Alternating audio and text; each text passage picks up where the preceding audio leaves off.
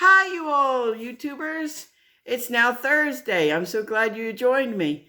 We're going to talk today about the Dirty Dozen. You've heard me talk about it in many the past episodes, and I thought I should explain it before we go any further. Ooh, boy, that was a good one. That was my New Jersey accent that came out further. Sorry, this is just a anyway, I've heard that I have a Jersey accent, and I've been out of New Jersey for 15 years, 16 years. Can't get rid of it. I love Jersey. I love Jersey. Okay, Dirty Dozen. Let's get back to the Dirty Dozen. What the Dirty Dozen is fruits and vegetables that are grown, if you don't buy organic, that are grown in the United States or other countries, and that they're allowed to use pesticides and the stuff that's in Roundup. And we've all heard about how bad Roundup is. There's lawsuits about people having lung problem from it and everything else. So I'm going to tell you what fruits and vegetables are on the Dirty Dozen and why you should buy organic. Now, it's no more expensive to buy organic than it is. I know I'm going to get a lot of comments. Oh, yes, it is. Well, let's put it this way.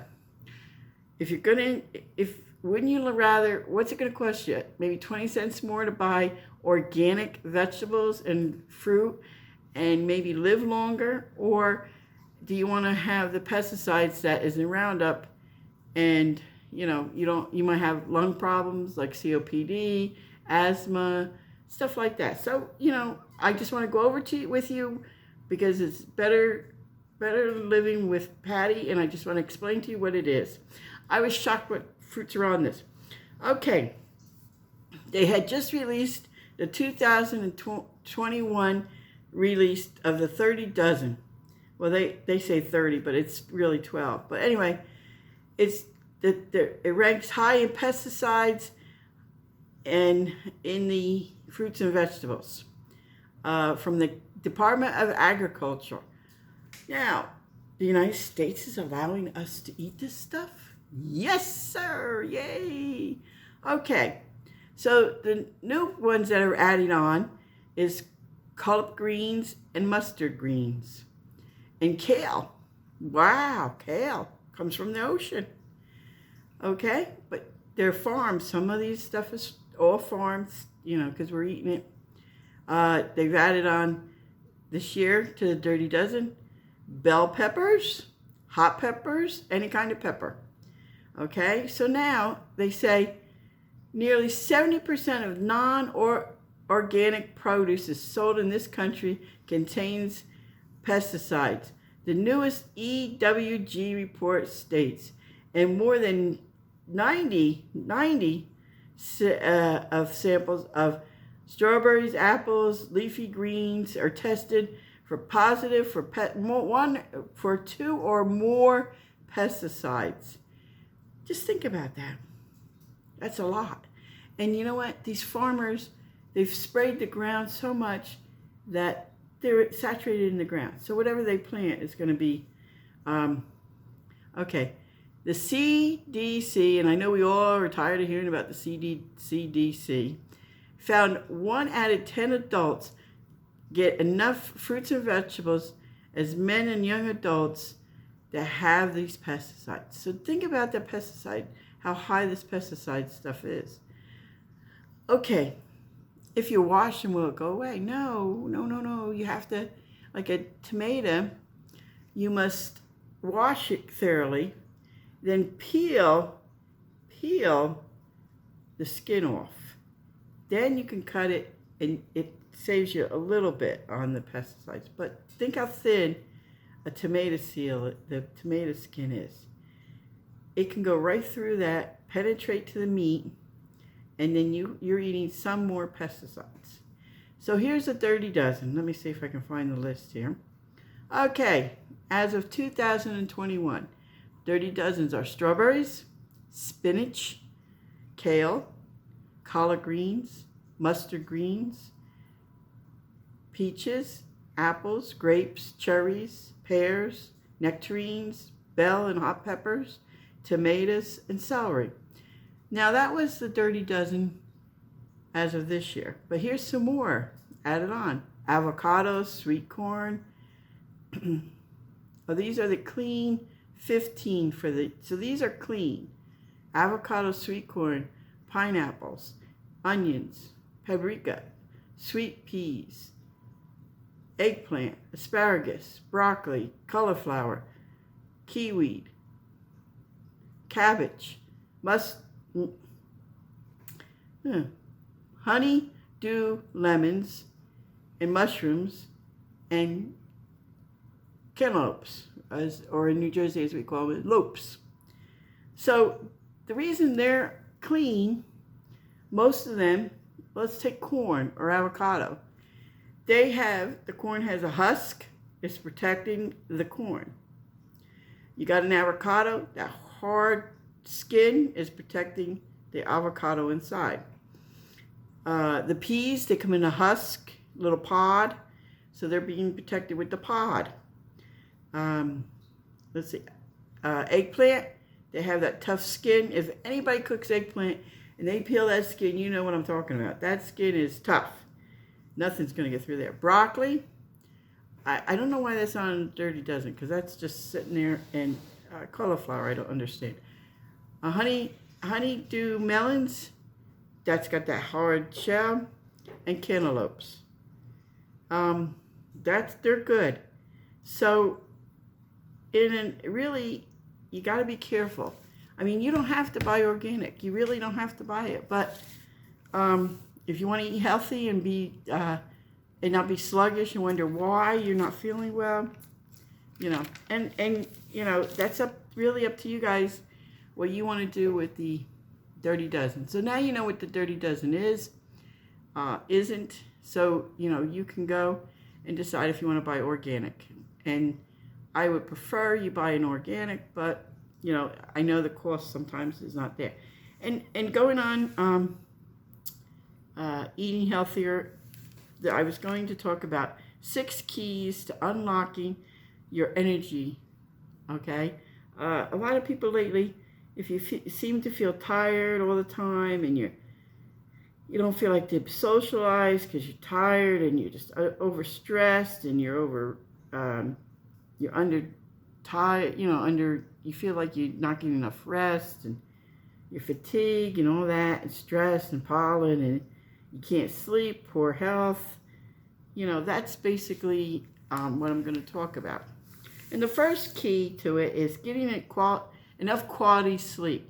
And I'm talking the deep sleep. I'm not talking like the sleep before you go to the light sleep before you go to sleep, and when you wake up, and the sleep just before you get into the deep sleep. I'm talking the deep, deep sleep. And if you don't get good sleep, your energy level is going to be very low the next day. Good sleep, it refreshes the body and helps it naturally energize itself. It is also helps with the nervous system and helps the body balance the nutrients in it. It also helps getting a good sleep. It also helps your heart, your vascular organs. It helps everything. And you really need to have a good sleep. And some people said, well, I fall asleep listening to, I have a tape with water running, or I have a tape with rain coming, or I have a tape with just the sounds of birds or whatever. That's well and good. I mean, I couldn't sleep with running water. I would think that the toilet was overflowing or something, and I would be up all night wondering if the toilet's going to... But anyway, if you can sleep with those tapes, more power to you. What a lot of people do is they have a little snack before bed. They'll have like a little cracker or a little warm milk. Don't drink caffeinated stuff before going to bed. They'll have a little, something they feel that lets them go to sleep. A little cracker, a little whatever, just to make their stomach. They've done that since they were little. Their mom did it, and so they just feel like it helps them. Exercise for energy. I'm not saying get out there and jog 20 miles and be ready to pass out. I'm only talking maybe go out after supper, take a 10-minute walk around the neighborhood, maybe twice or 3 times a week. Just enough that, you feel regenerated, but you're not exhausted. Like, like here we would walk up to the mailbox or something like that. A lot of people walk their dogs. That helps, with you and the dog. The dog's going to be tired and it'll go to sleep and it'll sleep all night. That's basically just do a little exercise. And I'm talking maybe 2 to 3 days a week, 10 minutes. That'll help the body, and then later on, if that's not working, you add more exercise. Another one is to stay hydrated. That's the number one thing here. A lot of people don't realize they come down to Florida in the summer, or they come down even in the winter. It's hot, but summers is really bad here. You have to stay hydrated. If you're going to work outside, or you're going to exercise outside, or if you're going to do something outside, and the heat of the day, let's face it, the heat of the day is from 2 o'clock to about 4:30 every day. So if you're going to be out in those hours, make sure you really do keep yourself hydrated. Water. Okay, here's some good tips for keep yourself hydrated. Purified water, coconut water, and then coconut water has a lot of electrolytes and everything in it. Or if you want, you can buy those, it escapes me. My brother used to drink them all the time when he was a gate attendant. The ones that they're in the bottle and they have all these crazy colors and everything. Gatorade. Thank you, Richard. Gatorade. They have everything you need, the electrolytes. If you don't hydrate, you're going to lose sodium, magnesium, potassium, electrolytes. Everybody's, well, what does that got to really do with it? Well, if you don't hydrate, your muscles the water's going to be pulled from your muscles. And then you're going to feel aches and pains, and you're going to say, oh, I don't want to exercise no more. I'm not going to do the yard work no more because my body just hurts the next day. I can't do it. But if you keep yourself hydrated well, the simple thing is, to see if you drink enough water a day, is supposed to be, I think it's your weight divided by 10, I think.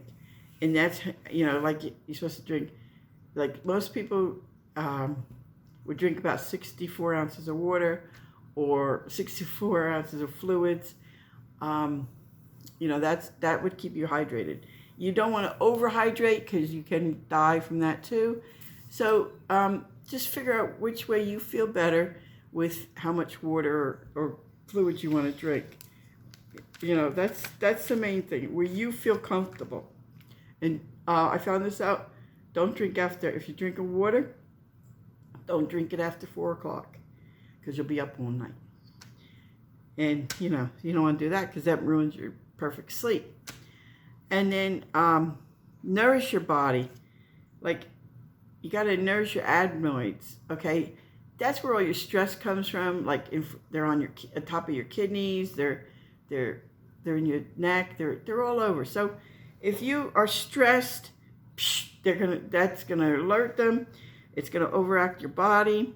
And what happens when you're stressed? Your vitamin B12, your vitamin B just leaves your body. So then you got to supplement your body with vitamin B12 and get that all stressed. And so try to keep your adenoids normal.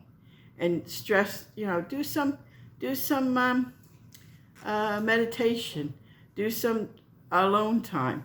I know it's hard nowadays to do alone time, but just go in your room or get up before the family does, a half hour or so before they do, and do some meditation. Read your Bible, whatever you find relaxing and you can meditate on. So that's one thing you could do. And then energize naturally. You can energize naturally with, different things that you can eat. Just naturally energize your body. there's a lot of things out there you can eat. There's if you eat those natural like bars, please make sure that the carb level is low. I showed you how to do carbs minus the fiber. So the carbs could be 12, but there's 10 grams of fiber in it, so it's 12 grams of carbs. So basically, there's ways of, energizing yourself. And, well, that's what I have for today. Like I said, I think I'm going to dedicate Saturdays for diabetes. A lot of people have it, and it's due to either you're overweight or, I've had it, so like I said, for about 16 years now. And I was diagnosed with type 2 diabetes. But now I'm on insulin because they said now I have type 1.5, which what happens is when you're a diabetic for so long, your pancreas shuts down or starts to shut down. It can't produce the glucose that it needs. So it just goes haywire and your body's just out of whack. And right now my body is totally out of whack. I understand that. So I'm going to maybe dedicate Saturdays to that. Next week I will do some cooking. I just trying to think of some nice recipes so I can start cooking. There's a lot of smoothies out there. I saw that in the one book I'm reading. It's really fascinating. And he talks about detoxicating your body with all the sugars and all that. And then he goes on with different types of food to ignore if you've got inflammatory problems and, different things that he shows. And I find him very fascinating. And I think I showed you this book before. It's Dr. Living Good, Making Food Simple. And it really is helping me find out different things, how to clean your body out with sugar and all that. I'm sorry I'm looking at it's just, okay, this is a picture of the red blood cells. And, you really want to have, this is the red blood cells with a lot of sugar on it. And this is one that's, wait a minute, let me see. Let me get this right. Okay. This is healthy red blood cells. This is blood cells with sugar or glucose in it after 15 minutes of consuming sugar. So you can see the difference. So, it does help to avoid stuff like that. And I know it's hard. I'm the choir, you're talking to someone that is battling sugar every day. And right now it's getting really hard. So we'll conquer it together. See, he has a nice, I was thinking about doing this one. But I don't have some of the things he has. It's teriyaki chicken. It looks really delicious. So that'll be like next week. This week I have to get things together. And I was thrown by having a vitamin B12 deficiency. Like I said, make sure you tell your doctor you want these tests done. And make sure you're on it, because sometimes I wonder if they see the test results and they just put it in your chart and say, I'll talk to them when they come in. And, what's 15 minutes? You can't talk about a lot in 15 minutes. So you have to be your own advocate on your health and your body. And maybe together we can make our lives better, living better together. And so without further ado, I'd like to say thank you for watching again. And stay healthy, stay safe in these times, and also God bless you. Good night. Bye.